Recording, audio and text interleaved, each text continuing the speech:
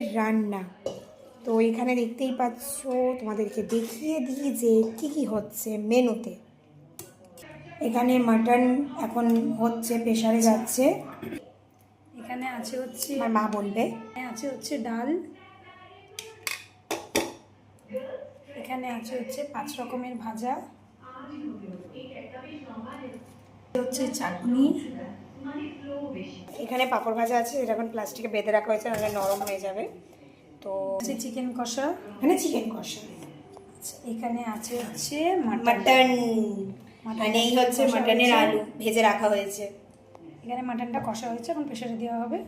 হচ্ছে গরম গরম একারি সাদা ভাত, যেটা ছাড়া জন্মদিনটাই অসম্পূর্ণ রয়ে যাবে, সেটা হলো মায়ের হাতের পায়েস। মানে যার আর কি জন্মদিন, তার মায়ের হাতের পায়েস। আমিও কিছু বানিয়েছি আমার পাপার জন্য, যেহেতু আমি রান্নাবান্না জানি। তো দেখানো যাক আমি আমার পাপার জন্য কি বানিয়েছি। এই যে এগুলো তোমরা দেখতে পাচ্ছ, এই যে চিকেন কাটলেট, যেগুলো এখন সব কিছু হয়ে এখন ঠান্ডায় এখন ডিপে রয়েছে, দেখতে পাচ্ছ। এগুলো ফ্রাই হবে। অফকোর্স আমি বানিয়েছি। তো চলো একদম সব কিছু সাজিয়ে গুছিয়ে তখন দেখা হচ্ছে।